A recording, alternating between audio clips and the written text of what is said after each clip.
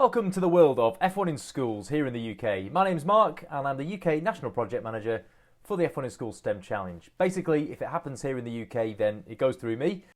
So this is a full introductory session on the competition. You might be coming to this having had some experience before, you might be a complete newbie, you might have a new STEM responsibility to action in school. Whatever your background, we hope to answer all the questions you might have about getting started in the next 20 minutes or so. So where better to start then with the absolute pinnacle of F1 in Schools and the thing that's most likely to scare you off, which is our World Finals. This is the highest point you can get to within F1 in Schools, and it's the sort of starting point really in terms of saying, alright, where are we aiming for? What's the dream? Where could we get to one day? So the best thing to do here is for you to pause this video and click on the link on screen to take you to the World Finals highlights video from 2019. At this point, you are either going, great, this is fantastic, this is just what I wanted, or you're doing Macaulay Culkin out of Home Alone, and you're thinking, maybe I'll just put this on the shelf for another year. Well, don't worry, this is exactly what I expect you to do, and it's exactly the reason for the Twilight Session. We are brilliant at F1 in Schools at showing you all of the stuff that isn't really achievable in year one. So this is all about taking it back down to basics. What is it all about, and how do you get involved at the very start? So let's just start with the basics then. What is F1 in Schools? Well, first of all, what most importantly to you guys is what will they learn?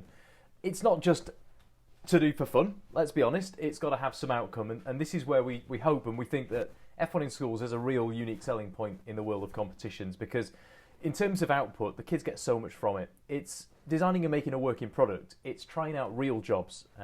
So it's trying out proper roles and being able to specialise in something before making career choices or making, post-school decisions. It's a teamwork project. First and foremost, it really does rely on teamwork and a team ethic. The deadlines are deadlines. They're proper deadlines because they're actual events. So there is no excuse for it isn't ready on time. The whole point of the problem is to solve the problem of how do we go from A to B as fast as possible through innovation.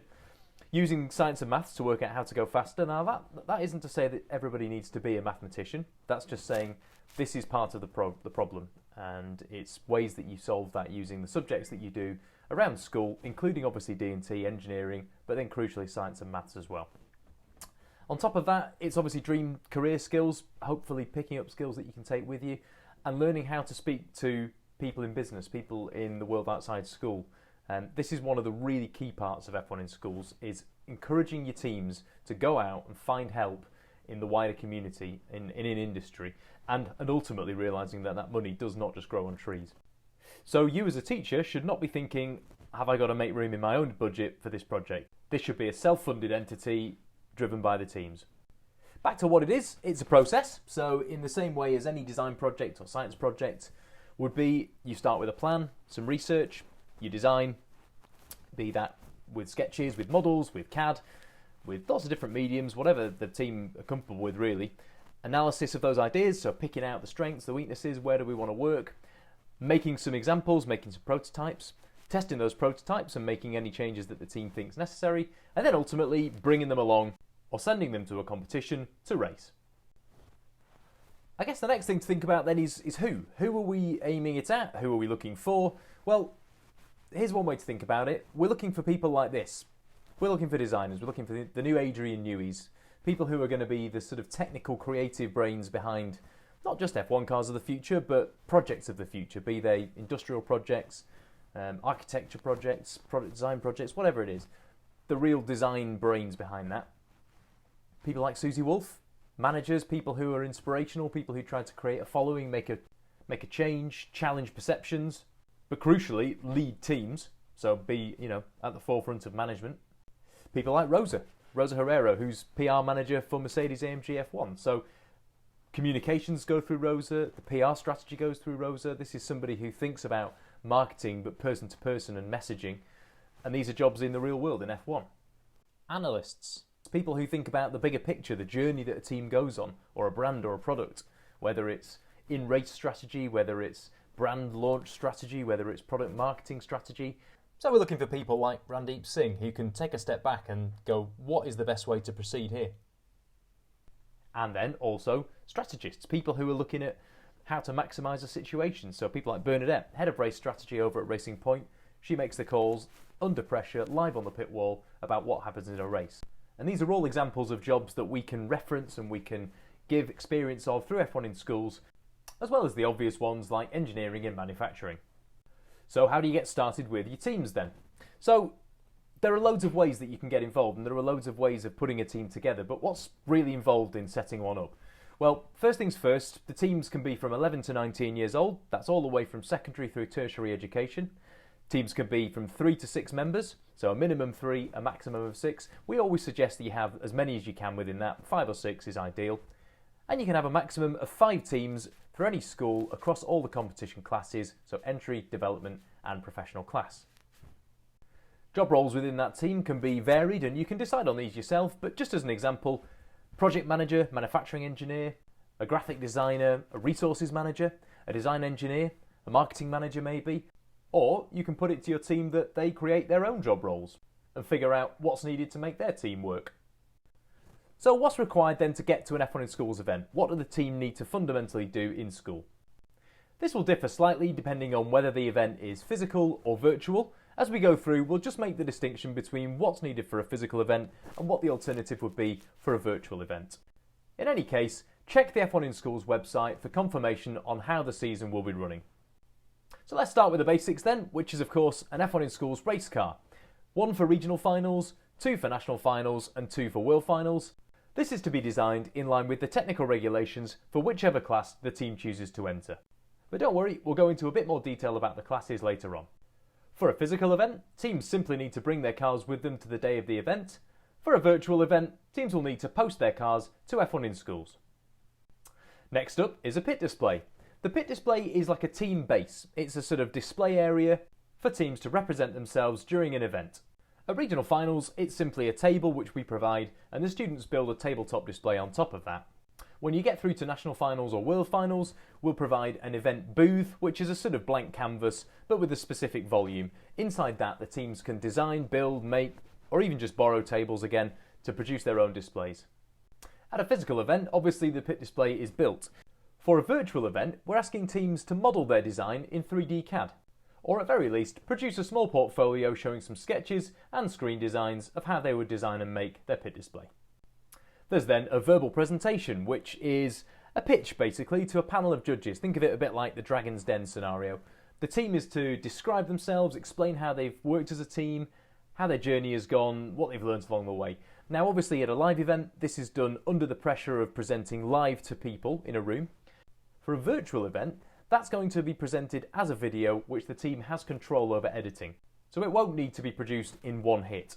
They can edit, they can add transitions, they can retake, so it's really a case of how creative can they be. In certain competition classes, teams will need to enter an enterprise portfolio which will be either printed for a physical event or presented as a PDF for a virtual event.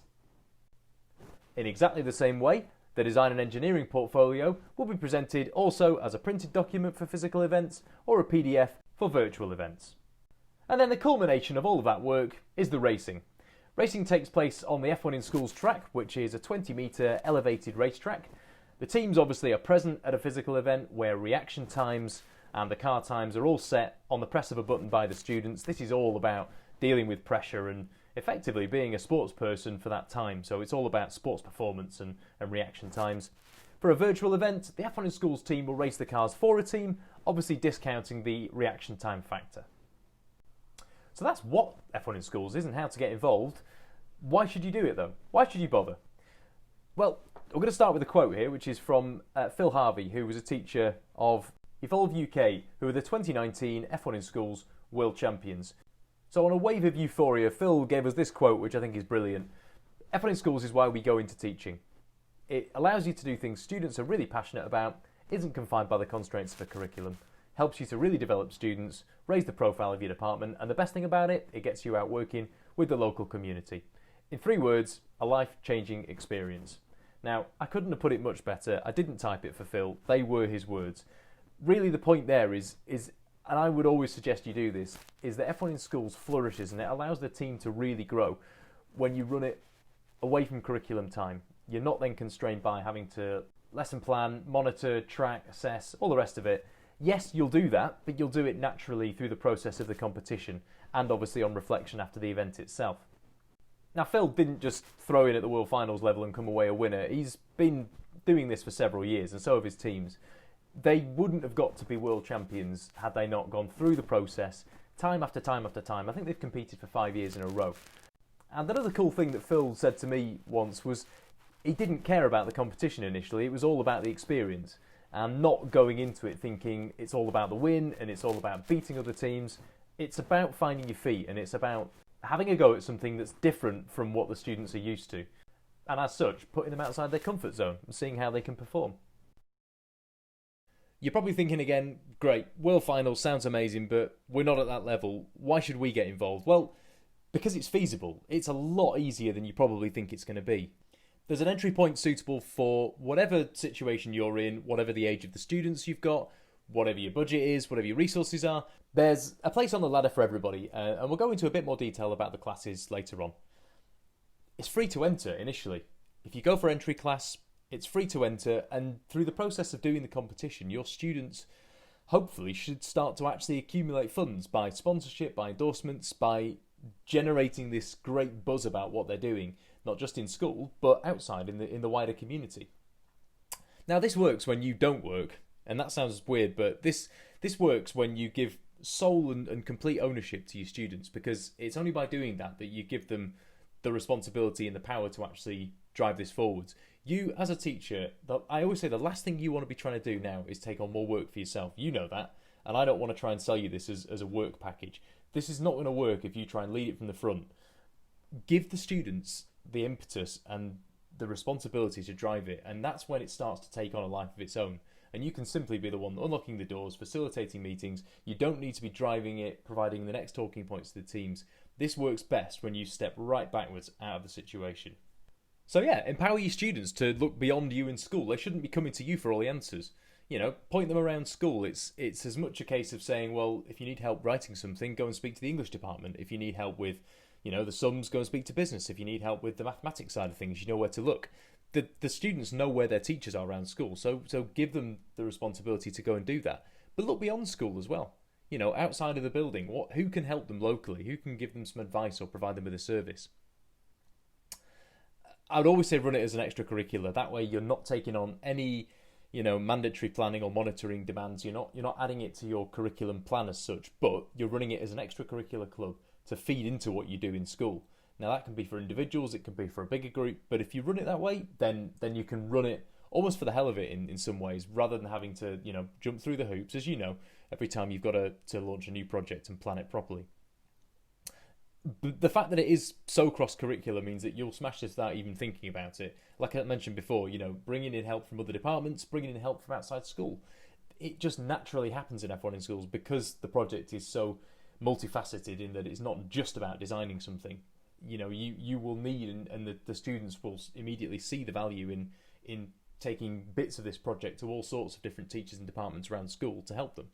Now, speaking of that, you can still lead. You can still be the kind of owning party. So let F1 in schools raise the profile of your department in school. Be the ones driving it and show it off. Show it off as something that you've brought to the table. And hopefully this can be a real good news story, not just for you and your students, but also for your department, for your school, and maybe even for your local area. Okay, another reason you might want to do it, you can tick off some Gatsby benchmarks pretty easily. So we think 3, 4 and 5 would be a doddle to get out of F1 in schools. The whole point of 3 obviously is to choose and address the specific needs of a pupil by simply saying to them, right, what is it that you want to do in life? What is your goal? Let's get you something. Let's find you a role at F1 in schools that really nails that. Obviously, Gatsby 4 is around making links with industry. Well, the whole context of being a team is to try and make links with industry, make links with local companies who you can either bring in as partners, as mentors, as sponsors even, and have that communication with companies outside of school.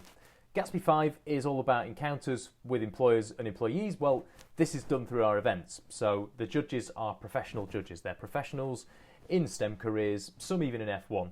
And that experience, that live engagement with the judges through the events really, really benefits the teams. So if you're being chased down in school for how you address Gatsby benchmarks, here's a great way to do it. Okay, it's time for another video. And this is another reason why we really do it, because this video emerged recently from the McLaren Graduates Programme. and one of our ex-students, Mary Aldersley, who managed to get to a national finals and has since worked her way through and up into F1 and dedicates a lot of what she's done, I must admit, completely impartially from us, down to F1 in schools. So when we saw this video, naturally it was a bit of a fist pump moment, but Mary has done so well, but she's just representative of what so many people are getting out of F1 in schools in terms of life experiences, a bit of ambition, a realistic path to how to get there. So pause this video now, click on the screen and have a watch at how a girl from Lytham St Anne's got to work at McLaren F1. She is truly inspirational, but she's one of many, like I said before. Another reason we really do it, this is a little tale now. No video, it's just going to have to be a story, so imagine you're now listening to an audiobook. This is a team called Hawk Racing. They were from down in Devon, and you may remember a couple of years back when the beast from the east came in and nearly ruined our Easter holidays. Well, it almost nearly ruined our F1 in Schools national final that year. We were holed up in Silverstone in 1.5 foot of snow, having set up our national final the day before. And we were getting calls from teams not sure whether they could make it with the snow and whether they were going to be allowed out.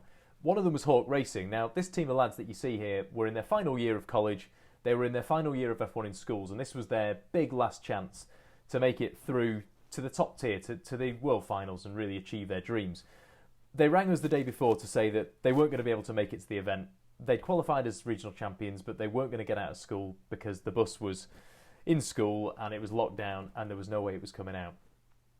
We took the message, obviously, with great sadness, but had to move on. We then got a call at about 12:30 on the day of the event from the lads to say, we're on our way. Basically what had happened is the mums had stepped in. They sanctioned a bus to bring the lads to the event, and they'd driven up from Devon to Silverstone in the snow. They got there halfway through the day on day one. They'd missed some judging, but we managed to reschedule it for them. So in a mad panic, these guys were setting up mid-competition with massive pressure on their shoulders. Anyway, a day and a half later of competition, and this picture was taken of those lads stood on the podium as world finalists, having come third in the UK national finals. I mean, what a story. And that emotion that they showed in that picture there just, for me, sums up how this isn't just another project. It means so much more to these guys than, imagine handing in some coursework for a deadline.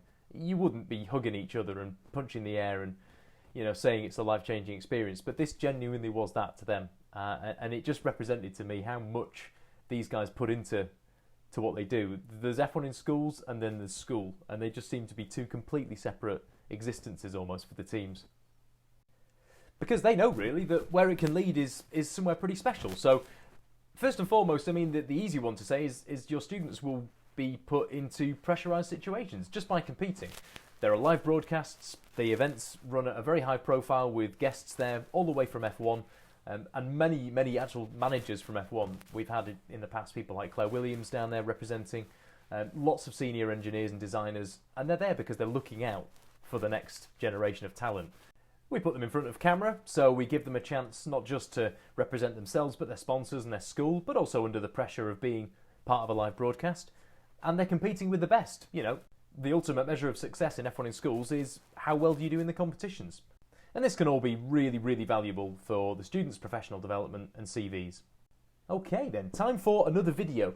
Admittedly, this one has slightly less cinematography involved, and it is essentially just another video of me talking, but this is to explain the competition classes, the real backbone of the sort of F1 in schools structure. So click on this one, have a watch of it, understand what the classes mean, and start having a think about where you would start off in the competition.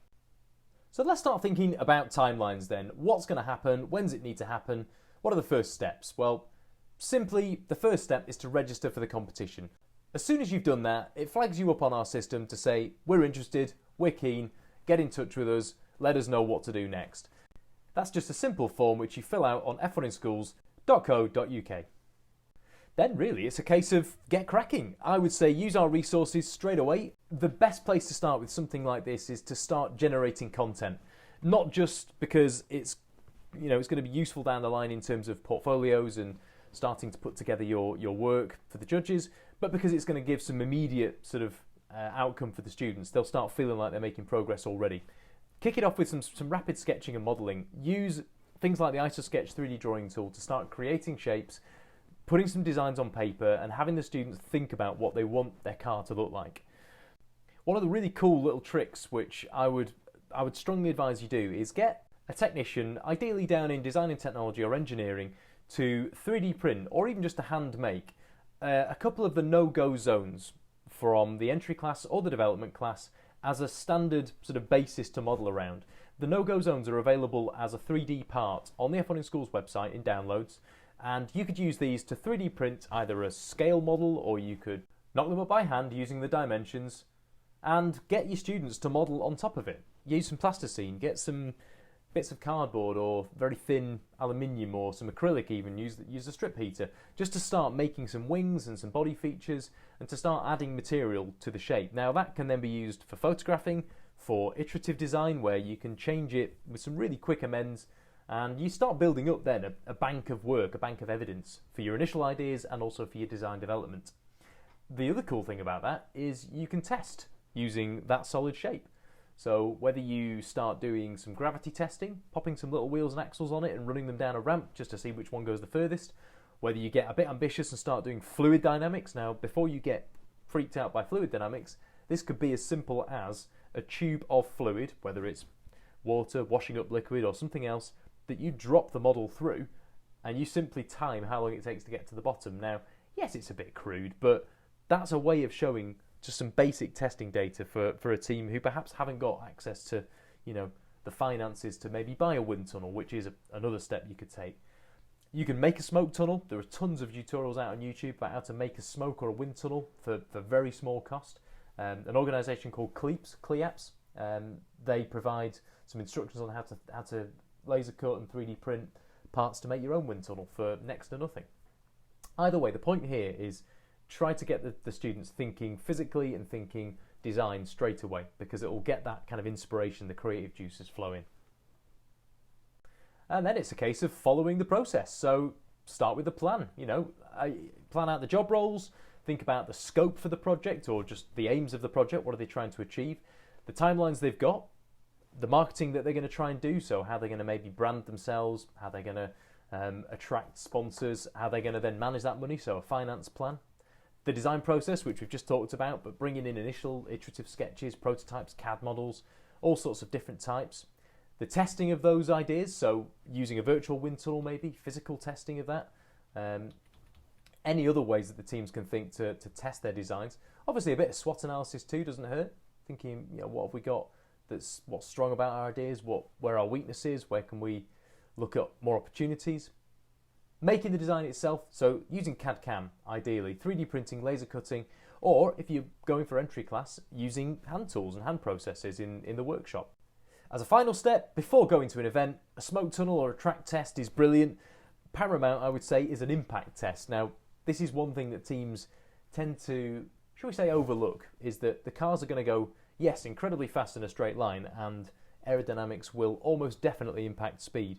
But the impact of the car having to stop at the end of that track in about 1.5 meters is quite often overlooked.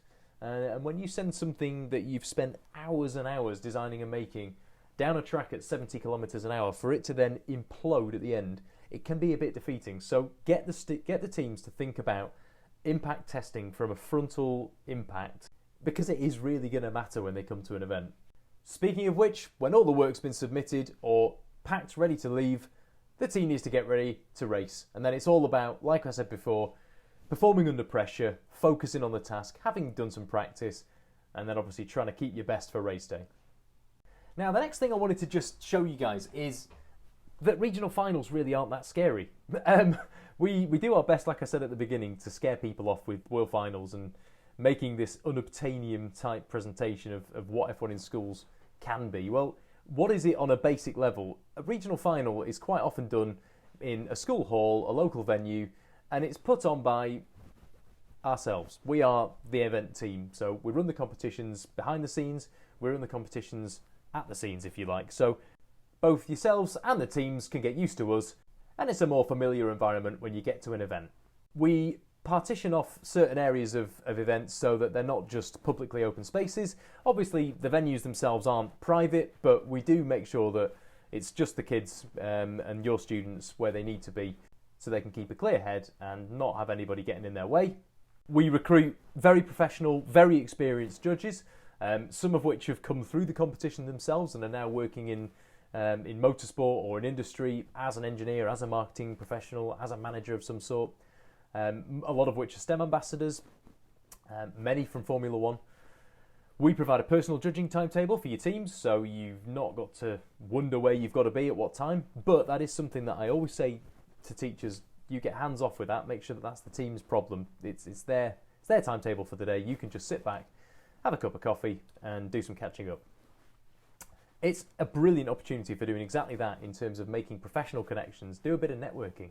You'll find that you've got people who you never knew about who are 10 minutes down the road from you probably at events, or half an hour away but have something that you guys can really learn from, or vice versa. So use it as an opportunity to make connections, both for yourself and for your students. They're at this event as well in a whole group of people that they wouldn't have otherwise met, who are going to be very much like them, and probably quite local as well. So it's just a brilliant chance to really get out and meet some new people. We finish every event with an award ceremony which recognises everyone's achievements as a whole and then picks out our award winners, culminating in the national finalists who we celebrate and then give a quick briefing to before they head off onto the next step of their journey. And all this takes place usually between about 9 o'clock in the morning and 4 o'clock in the evening, so not really much longer than just a normal school day. So when does the competition happen then? Well, this year in the UK is slightly different. We've got registration open now, so now is an ideal time to sign up to take part in the competition. The deadline for submissions of digital work is the 12th of March. Now that means portfolios, the presentation video. If you're in professional or development class, it means your pit display model as well. If you're an entry class, it's just the portfolio and the video. The cars are going to be submitted by the 17th of March, which gives you just an extra couple of days to make sure they're wrapped up, posted to us, and they can arrive for the 17th. In a normal competition season, we would have our events actually from the beginning of January. So you'd have a lot less time normally, comparatively to where we are now, to get ready for an event. But this year, obviously, with restrictions and with schools not being able to mix bubbles or run after-school clubs, we've given a little bit more time. So mid-March is really your kind of first deadline to worry about, and that's to get the work to us. Obviously, in terms of registration, we want you to register as soon as possible. Without knowing you're out there competing, we can't support you. So if you're even thinking about it, I would say get your registration in straight away, and then you can work on the team and work on the project work after that. We're going to then work behind the scenes to make sure the work is judged by our professional judges and to race the cars on track while we film them, and we're going to put together a regional broadcast, a mini TV show for every event, which is going to be great fun, hopefully, and we're going to send these out on our YouTube channel as premieres, which effectively means they're live broadcasts, in April, so sort of mid to late April in 2021. The UK National Finals are then going to be in the summer with an exact date and venue to be confirmed, again due to the uncertainty around not just the public exams, but also whether or not there'll be a ban lifted on physical events. So all this will be revealed in due course, but I would expect that to be between June and July. Now, really, that's all you're going to need to know for now. I know there's a lot of content in there and a lot of information, but overriding everything, I hope you've got the gist that we just want you to enjoy this. We want you and your students to get through this project and go, blimey heck, that was brilliant. We enjoyed it, we learnt something, we really get why we did it in the first place, and we want to do it again because it's something that we think is going to help us on our journey. You again as a teacher hopefully will find the value in it, and you'll see how much it can bring to not just the kids competing, but the other kids watching them compete, and your department, and even you professionally. So we just want you to have fun. We're here for you whatever it is, so even if you've got questions about entering, please run them past us first before you make your own mind up, and we'll do everything we can to make sure that you're set off on the right foot. So that's it. We're going to arrange a question and answer session for anything that I've either not covered or waffled my way around, or that you just wanted clarification on at a later date, and we will send details around about this. So keep an eye out, sign up if you want to get involved again. Thank you so much for listening, and I hope to see you joining the F1 in Schools family very soon.